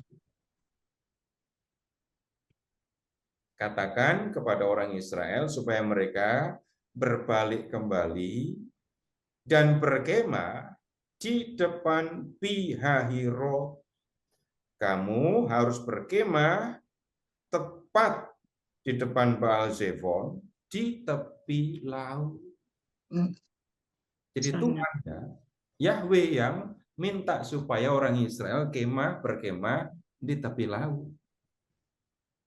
Karena itu Bapak Ibu, di ayat 13, Musa mengatakan Tuhan akan menyelamatkan mereka. Kalau Tuhan minta kita untuk kemah di tepi laut, Tuhan pasti akan mengerjakan sesuatu yang kita nggak tahu. Maksudnya, sekarang ayat 15. Berfirmanlah Yahweh kepada Musa, mengapa engkau berseru-seru kepadaku? Oh, berarti Musa berseru-seru kepada Tuhan ya? Tapi nggak diceritakan seruannya. Musa berbicara tenang, baik kepada dengan penuh keyakinan kepada orang Israel. Tapi kalau memperhatikan ayat 15, Musa berseru-seru kepada Tuhan. Pertanyaannya sederhana, kenapa berserunya kepada Tuhan? Jawabannya juga sederhana saja. Oh, Tuhan yang nyuruh kok. Nah, katakan kepada orang Israel supaya mereka melanjutkan perjalanan. Sekarang, angkatlah tongkatmu, ulurkan tanganmu ke atas laut, dan belahlah airnya. Sehingga orang Israel berjalan di tempat kering, di tengah-tengah laut. Tetapi sungguh aku akan mengeraskan hati orang Mesir sehingga mereka mengejar orang Israel. Aku akan menyatakan kemuliaanku atas Firaun dan seluruh pasukannya, keretanya, dan tentara berkudanya. Orang Mesir akan mengetahui bahwa akulah Yahweh ketika aku memperlihatkan kemuliaanku atas Firaun, keretanya, dan tentara berkudanya. Kemudian malaikat Allah yang sebelumnya berjalan di depan tentara Israel pindah dan berjalan di belakang mereka. Tiang awan itu juga pindah dari depan mereka dan berdiri di belakang mereka. Demikianlah tiang awan itu berdiri di antara mereka, di antara tentara Mesir dan tentara Israel. Pada satu sisi awan itu menimbulkan kegelapan, pada sisi lain awan itu menerangi malam, sehingga yang satu tidak dapat mendekati yang lain sepanjang malam. Tunggu dulu. Berarti penyeberangan laut ini terjadinya siang apa malam? Malam. Seingat Bapak Ibu sebelum membaca teks ini, ingatnya siang apa malam? Siang. Ya, begitu ya. Kemudian ayat 21. Lalu Musa mengulurkan tangannya ke atas laut dan sepanjang malam Yahweh menguakkan air laut dengan perantaran angin timur yang keras, membuat laut itu menjadi tanah kering. Demikianlah air itu terbelah. Lalu orang Israel berjalan di tempat kering di tengah-tengah laut itu, sedang air itu menjadi tembok di kiri dan kanan mereka. Tetapi orang Mesir mengejar mereka. Segala kuda Firaun, keretanya, dan penunggang kudanya menyusul mereka sampai ke tengah-tengah laut. Pada waktu jaga pagi, dini hari ini ya, Yahweh yang di dalam tiang api dan awan itu memandang ke bawah kepada tentara Mesir, lalu mengacau balokkan tentara Mesir itu. Ia membuat roda kereta mereka berjalan miring dan maju dengan berat sehingga orang Mesir berkata, mari kita lari dari hadapan orang Israel, sebab Yahweh lah yang memerangi Mesir untuk mereka. Berfirmanlah Yahweh kepada Musa, ulurkanlah tanganmu ke atas laut, supaya air berbalik kembali dan meliputi orang Mesir, kereta, penunggang kuda mereka. Musa mengulurkan tangannya ke atas laut, maka menjelang pagi, air laut berbalik ke tempatnya, sementara orang Mesir lari dari hadapan air itu. Demikianlah Yahweh mencampakkan orang Mesir di tengah-tengah laut. Air itu berpaling dan melingkupi kereta dan tentara berkuda dari seluruh pasukan Firaun yang menyusul orang Israel di laut. Dari antara mereka tidak seorang pun luput. Tetapi orang Israel berjalan di tempat kering di tengah laut, sedangkan air itu menjadi tembok di kiri dan kanan mereka. Demikianlah Yahweh menyelamatkan orang Israel dari tangan orang Mesir pada hari itu. Orang Israel melihat orang Mesir mati terdampar di tepi laut.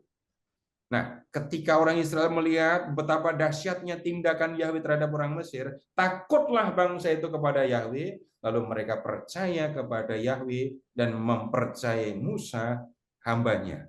Sekarang Bapak Ibu tolong cari lagi di mana Bapak Ibu ketemu dengan kata kemuliaan.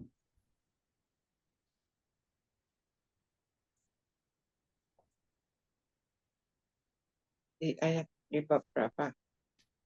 Yang baru saja kita baca ini tadi.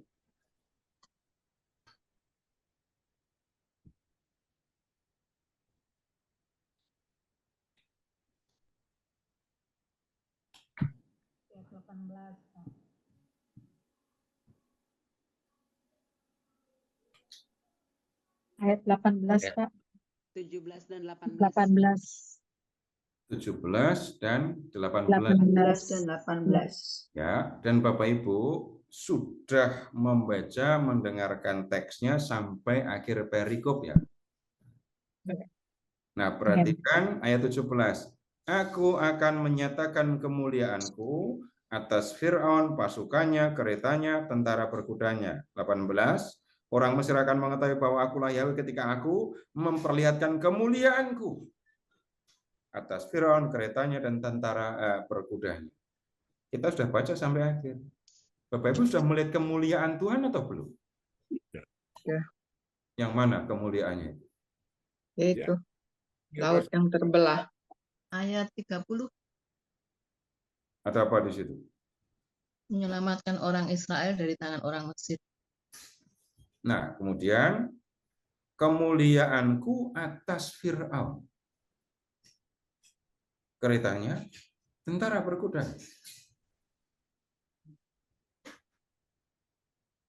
Nah, begini dulu. Ya, Bapak Ibu begini dulu supaya lebih, Bapak Ibu nanti akan melihat lebih terang. Jawaban Bapak Ibu nggak salah, benar. Tapi pertanyaannya saya lanjutkan. Kemuliaan itu apa? Besaran Tuhan. Tuhan. Bapak Ibu punya kemuliaan apa enggak? Enggak. Ada. Ada, Pak. Enggak. Ada. Cari KBBI dulu. Ada di dalam. Cari di KBBI. Boleh cari, silahkan. Silahkan dicari di KBBI ada apa di situ.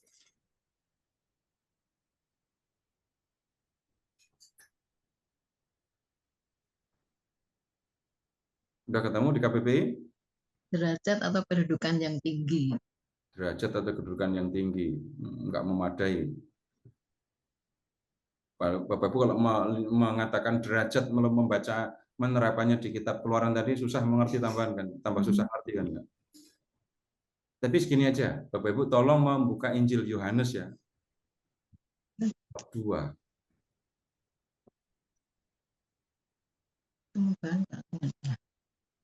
Yohanes Bab 2 ayat 11.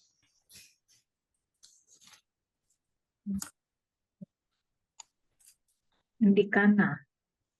Iya. Di Galilea. Jangan Dia cari menyatakan judulnya, kemuliaannya. ayatnya. Ya, hal itu dapat Yesus di Kana, yang di Galilea sebagai yang pertama dari tanda-tanda. Ayat 12 ya. Menyatakan kemuliaannya. Dan muridnya percaya kepadanya. Dengan itu Ia telah menyatakan kemuliaannya. Dengan itu dengan apa? Mujizat. Dengan mukjizat yang dibuatnya, Yesus menyatakan kemuliaannya. Tambah ngerti atau tambah bingung? Ngerti. Jadi kemuliaan tuh yang bisa membuat mujizat ya Pak. Sekarang masih di Injil Yohanes ya. Masih di Injil Yohanes.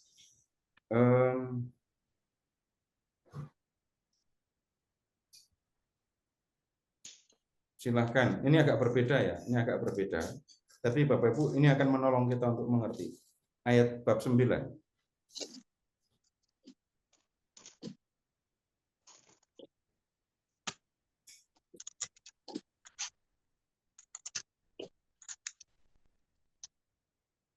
Ayat 1 sampai dengan 3 Bapak Ibu periksa situ.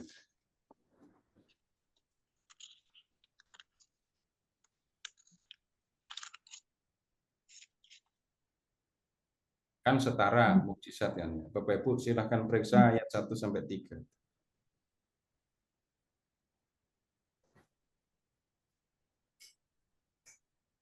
Orang buta sejak lahir ya? Iya. Pekerjaan Allah dinyatakan. Yesus ketemu orang yang buta sejak lahir. Lalu ada pertanyaan, salah siapa ini? Yesus bilang, bukan salah dia, bukan salah orang tuanya, tetapi supaya pekerjaan Allah dinyatakan dalam dia. Dengan membuat mukjizat, membuka mata orang buta itu, Yesus melakukan pekerjaan Allah. Nah sekarang begini, ini supaya lebih sederhana lagi. Kalau Bapak, Ibu itu punya profesi dan profesinya itu adalah apa contoh profesi? Dokter, pengacara. Pengacara. Kalau bicara tentang pengacara, seorang pengacara dikatakan berhasil itu kalau apa? Menang perkara. Dapat menyelesaikan perkara. Menang perkara, nomor 1 itu ya menang. Kalau nggak bisa menang, jelas salah. Yang dibela itu jelas salah. Meminimalkan hukuman. Itu kalau pengacara. Kalau Yesus atau Bapak sebelum ke Yesus, kalau Bapak Ibu itu dokter gitu ya. Seorang dokter dikatakan dia hebat kalau apa? Pasiennya sembuh. Pasien apa? Kalau pasiennya cuma sakit, iya sakit pilek. Coba hebat sekali dokternya gitu. Nggak mungkin. Diagnosenya sering Sakit berat. Minum 1 obat sembuh. Iya, ini sakitnya berat.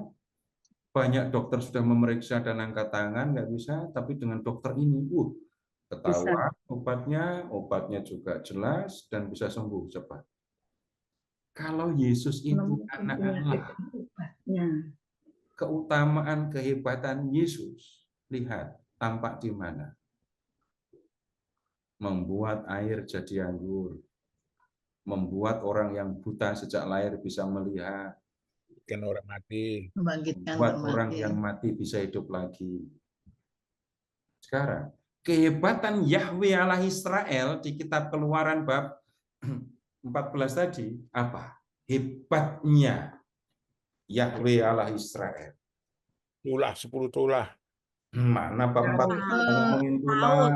Laut. Membebaskan karya yang besar dari bisa jadi dinding. Membebaskan bangsa Israel dari orang Mesir. Lihat. Karya tangannya yang besar yang tidak bisa dilakukan oleh ilah-ilah lain. Lihat, 600 kereta berkuda. Berikut perwiranya. Berikut perwiranya. Yahweh pakai pasukan apa enggak? Enggak. Tiang awan dan malaikat. Bapak Ibu lihat ayat 14, bab 14 ayat 14.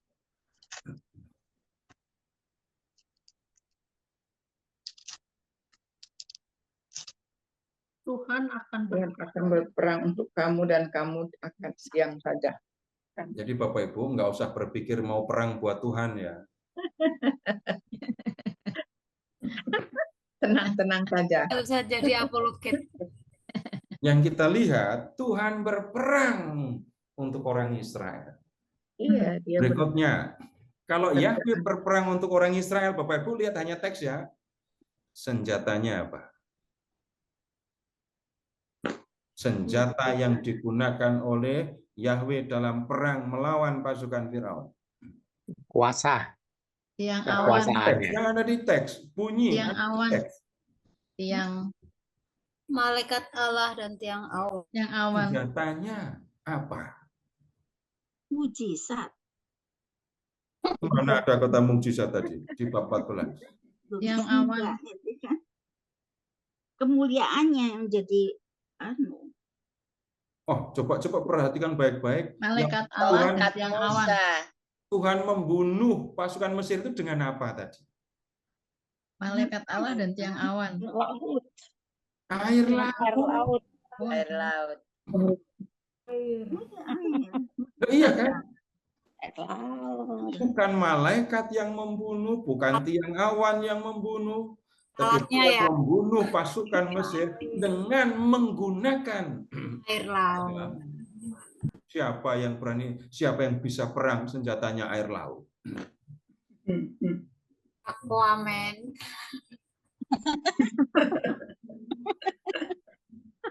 Nah, sekarang Bapak Ibu, kalau dirumuskan lebih ulang lagi ya, lebih jelas ya. Di depan ada laut, di belakang ada pasukan Mesir. Ini pasukan khusus loh ya. Ini komando pasukan khusus Mesir. Ya. Kemudian kalau kita lihat situasi yang seperti ini, nggak ada jalan keluar untuk mereka, untuk orang Israel. Tapi kemudian lihat, Tuhan mengatakan, kamu akan melihat kemuliaanku dan kamu akan tahu siapa aku, gitu ya. Dan lihat yang dilakukan oleh Yahweh Allah Israel. Mengalahkan pasukan Firaun, tapi dengan cara yang sama sekali tidak dipikirkan, dengan cara yang sama sekali tidak diduga oleh mereka. Berperang dengan menggunakan air laut. Jadi air laut itu sekaligus berfungsi sebagai sarana penyelamatan Israel. Menyediakan jalan, ya. Tuhan membuka atau membelah air laut sehingga ada jalan di dasar laut. Tetapi kemudian Yahweh juga menggunakan air laut itu untuk berperang melawan pasukan Mesir. Nah, kemudian begini, inilah kemuliaan Tuhan, inilah kehebatan Tuhan yang tidak bisa dilakukan oleh dewa-dewi, oleh ilah manapun. Tadi pas ilah-ilah Mesir dibuat diem, jadi hukum, nggak bisa ngapa-ngapain. Firaun yang bisa dikatakan sangat hebat, kuat, nggak berdaya juga ketika berhadapan dengan Yahweh Allah Israel. Nah, balik lagi. Dalam kesempatan inilah Bapak Ibu, Yahweh menunjukkan kekuasaannya. Yahweh menunjukkan kekuasaannya atas orang Mesir, bahkan juga atas air laut ini. Nah, sekarang begini. Ada yang perlu diklarifikasi apa enggak? Ada yang perlu ditanyakan apa enggak berkaitan dengan teks ini tadi? Mau Pak, sebetulnya kenapa sih Tuhan harus mengarahkan hati Firaun tadinya itu? Ibu pernah keras hati enggak? Ibu dari kecil udah nurut sama Tuhan apa belum? sama orang Enggak, Pak. Enggak pernah berkeras hati. Nurut terus sama Tuhan. Enggak, Pak. Pernah. Ya, sekarang yang pernah ya, hanya yang pernah yang bisa ngerasain. Bapak Ibu pernah keras hati? Yang pernah ya pernah. Ya, pernah. Sedang berkeras hati itu, pernah nggak Bapak Ibu ngerasa dengar Tuhan panggil Bapak Ibu? Tidak. Enggak, justru. Enggak. Ada juga. Enggak, itu keras terus sampai sekarang. Oh, enggak. Benar. Pertama keras hati, didengar, dipanggil, nggak mau dengar, panggil, nggak mau dengar, panggil, nggak mau dengar. Yang membuat Bapak Ibu mau dengerin Tuhan apa kemudian? Kejadian Kebentur, Pak, kebentur masalah. Jawabannya kok mesti begitu ya? Apakah ini saya pakai kalimat ya, saya pakai kalimat yang mirip ya. Apakah Tuhan harus membenturkan ibu baru bahwa ibu bisa ngerti Tuhan?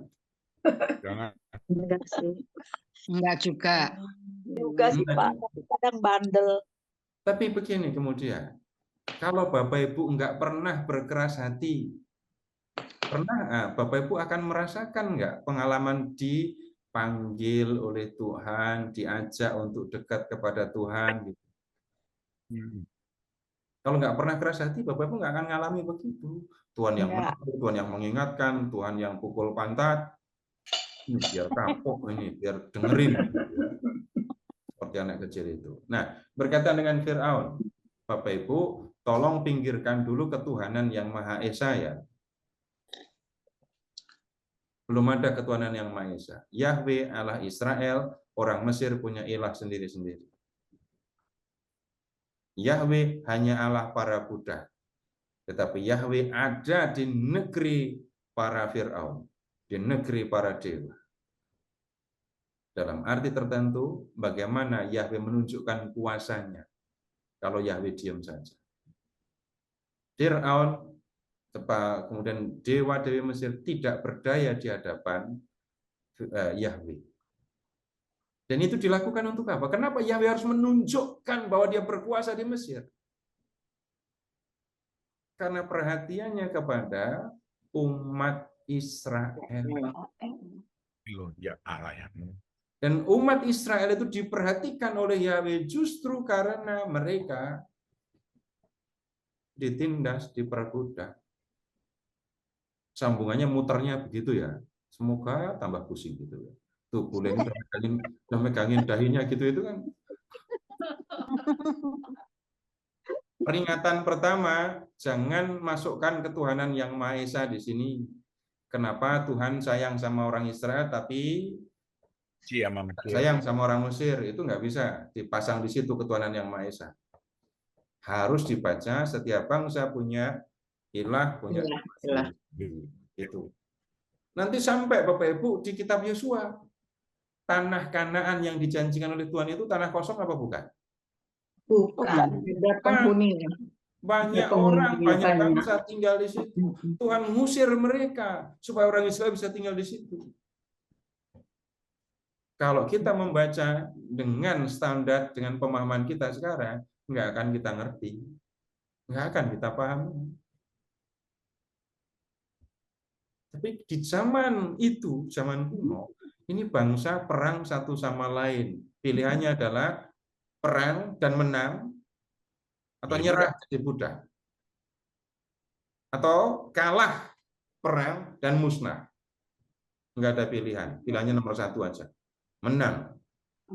Maka Bapak Ibu akan ketemu Tuhan menolong mereka dalam peperangan. Perangnya itu untuk apa? Zaman itu orang berebut tanah. Bangsa-bangsa berebut tanah. Bukan hanya orang Israel yang cari tanah di situ. Bangsa-bangsa lain juga mencari tanah, berebut tanah dengan saling mengusir. Tuhan dialami dalam situasi yang seperti itu. Itu bedanya dengan pengalaman kita. Maka kalau membaca Perjanjian Lama, kita yang harus masuk ke dunia zaman dulu. Bukan orang Israel, bukan orang Israel, Yahweh di zaman kuno yang disuruh datang ke mana, Bu? Pulau Mas. Atau ke Blok B. Nggak bisa. Kita yang harus masuk ke dunia zaman kuno, ke Israel zaman kuno. Begitu caranya. Ya? Makasih, Pak. Ya. Satu lagi kalau masih ada, kalau nggak ada ya nggak apa-apa. Saya nggak akan maksa Ibu Bapak bertanya. Ya. Baik, sekarang Bapak Ibu kita lihat lagi tentang Musa ya. Tentang Musa. Peran Musa Ini kalau diperhatikan sungguh-sungguh, itu bisa dikatakan bisa membingungkan. Kenapa? Ingat tadi ya, orang Israel berteriak, minta tolong, Tuhan mendengarkan, dan punya niat untuk membebaskan orang Israel dari Mesir. Musa yang diutus oleh Tuhan untuk membebaskan Israel. Ketika Musa datang kepada orang Israel, ketika Musa melangkah untuk membebaskan, Musa yang justru dituduh menyiksa orang Israel. Ini situasi yang enggak nyaman, enggak mengenakan. Kemudian dengan tangan Musa, gitu ya, Tuhan sudah menunjukkan kuasanya atas orang Mesir. Orang Israel menyaksikan bagaimana Yahweh Allah mereka menunjukkan kuasanya melalui Musa. Ingat tulah-tulah tadi ya. Dan mereka mengalami apa yang dikatakan oleh Tuhan benar terjadi. Tapi begitu melihat laut di belakang ada pasukan Mesir, hilang semua pengalaman akan Tuhan, pengalaman akan kekuasaan Tuhan yang pernah mereka alami. Dan Bapak Ibu, Musa itu temannya orang Israel atau bukan sih? Ya pakai kata Musa itu kan iya, diutus oleh Tuhan untuk membawa orang Israel dari Mesir. Tapi begini, Musa itu bukan hasil pemilu Israel ya. Orang Israel tidak memilih Musa menjadi pemimpin mereka. Siapa yang mengangkat kamu jadi pemimpin kami? Tuhan yang mengangkat mereka menjadi pemimpin Israel. Tuhan yang mengangkat Musa menjadi penyelamat atau yang bertanggung jawab atas penyelamatan Israel. Resikonya jadinya sangat tinggi kan ya. Bukan orang Israel yang memilih Musa. Allah yang memilih. Tuhan yang memilih. Resikonya apa? Ditolak oleh orang Israel. Tetapi keuntungannya adalah berani menolak Musa berarti menolak yang memilih. Karena Tuhan yang mengutus Musa, maka kalau ada masalah dengan umat Tuhan ini, orang Israel, Musa tahu lari kepada Tuhan, bicara kepada Tuhan, minta pertolongan dari Tuhan. Kalau Musa itu diangkat oleh orang Israel, nggak akan situasi ini yang terjadi. Nah, Bapak Ibu, situasi yang dihadapi oleh Musa seperti itu. Nah, kemudian sekarang begini. Ketika ini melihat berbicara tentang laut Teberau ini tadi. Bapak Ibu tolong ingat-ingat ya. Bapak Ibu di rumah itu Bapak Ibu pernah jengkel apa enggak? Pernah. Sering. Kalau diurutkan ya, jengkel, marah, murka, benci. Yang paling banyak yang mana? Jengkel. Karena orang bisa marah sekali, tapi nggak benci. Marah. Ya kan? Iya. Tapi kalau sudah benci, wah itu udah level tinggi.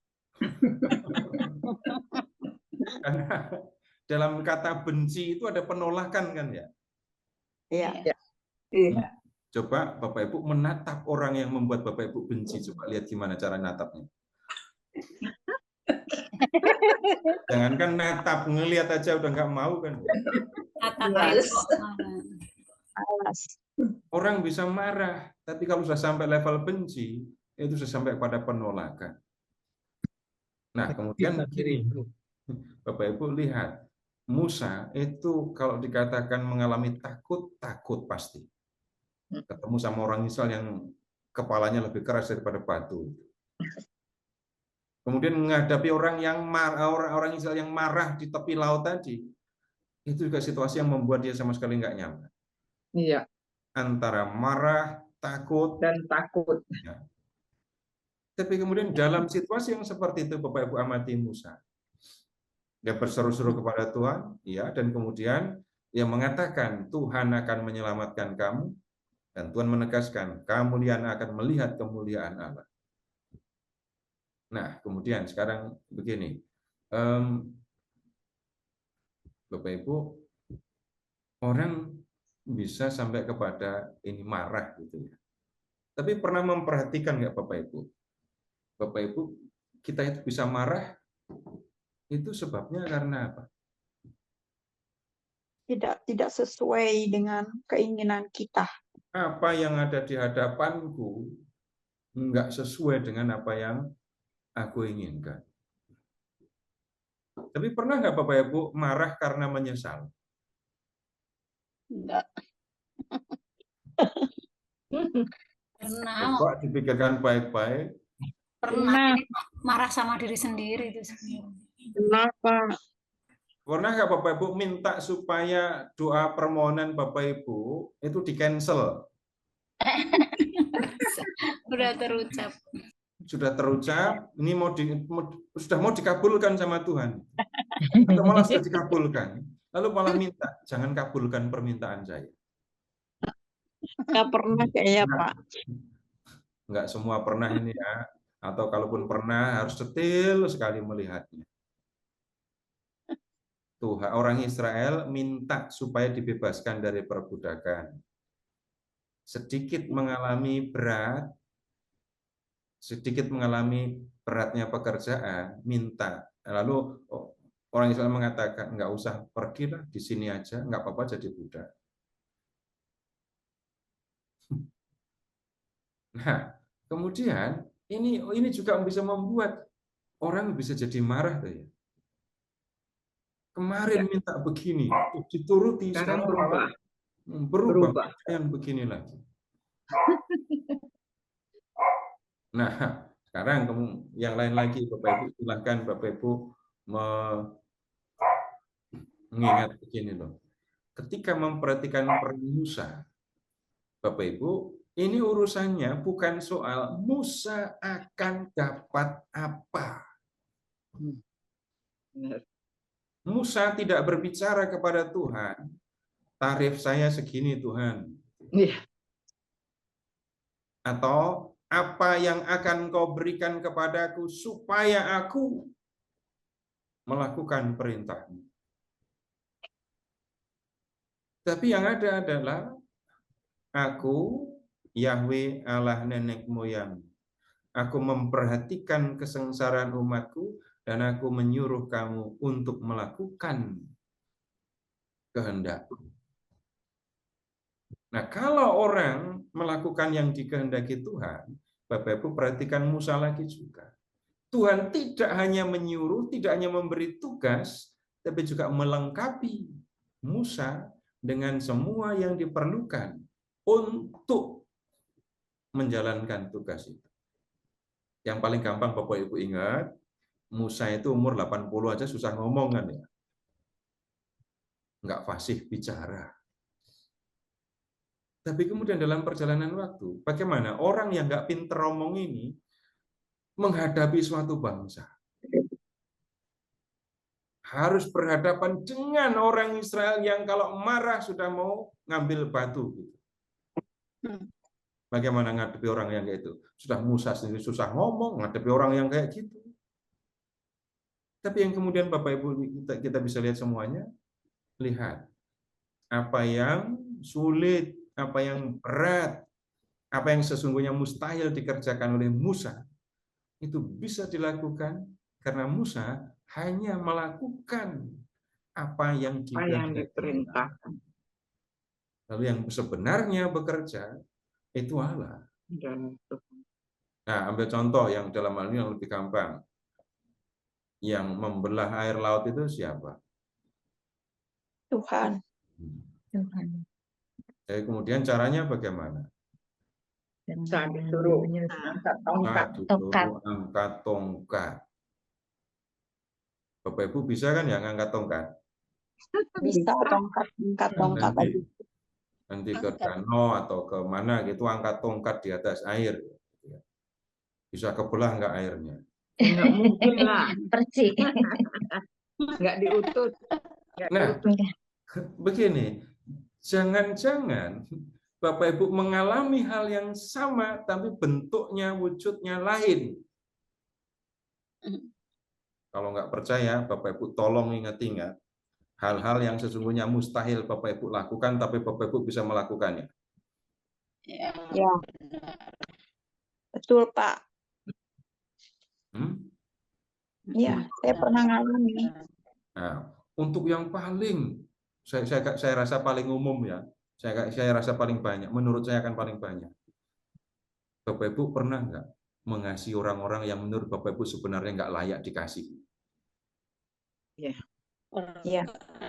Atau malahan begini, menurut saya ini dulu layak dikasihi, tapi setelah sekian lama nggak pantas orang ini dikasih.